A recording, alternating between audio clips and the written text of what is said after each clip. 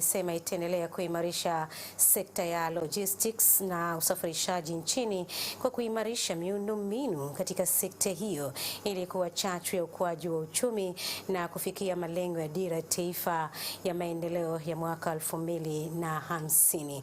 Hayo yamesemwa na Waziri Mkuu wa Jamhuri ya Muungano wa Tanzania Dr. Mwigulu Nchemba wakati akifungua kongamano la siku moja la chama cha wataalamu wa logistics na usafirishaji Tanzania. Mwandishi wetu Bernard Mbonda ametuandalia taarifa hii. Ni kongamano la wataalamu wa logistics na usafirishaji nchini Tanzania ambalo limefanyika hapa katika Chuo cha Taifa cha Usafirishaji NIT Mabibo jijini Dar es Salaam. Na Waziri Mkuu wa Jamhuri ya Muungano wa Tanzania Dr. Mwigulu Lameck Nchemba ni mgeni rasmi katika kongamano hili, ambaye akaeleza mikakati ya serikali katika sekta ya logistics na usafirishaji ikiwemo maboresho ya miundombinu. Serikali itaendelea kuboresha uwekezaji katika miundombinu ya usafiri zikiwemo na bandari zetu ili kuweza kuhakikisha kwamba sekta hii ya usafiri inaendelea kuwa na umuhimu wa kipekee na kipaumbele cha kipekee katika kuwezesha uchumi wa nchi yetu kukua kwa kasi ili tuweze kufikia malengo yale ambayo yamekusudiwa katika dira 2050. Kutoka kwenye kada hizi wanafanya kazi, wengine hawapewi mikataba, wengine hawazingatii kile kima cha chini cha mshahara kilichowekwa na serikali.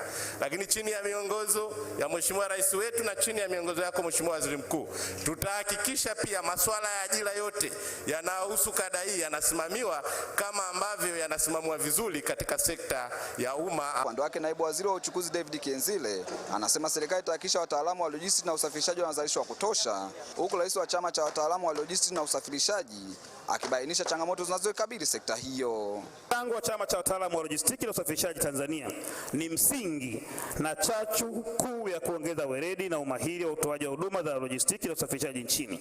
Chama hiki kinajumuisha wataalamu wa tasnia hii nchini yenye elimu na uzoefu mkubwa ambao pia unatengewa hadi kwenye nchi zinazotegemea miundombinu na huduma za uchukuzi za taifa letu katika kusafirisha bidhaa zao kwenda na kutoka katika nchi hizo. Sekta ya uchukuzi kutokuwa na bodi mahususi ya usajili wa wataalamu wake inayoundwa kwa mujibu wa sheria ndio changamoto kubwa inayoikabili tasnia yetu. Tunaona mazuri mengi, lakini sisi wataalamu tunaona bado ni machache ikilinganishwa na kama kungekuwepo na bodi ya usajili wa wataalamu wa lojistiki na usafirishaji.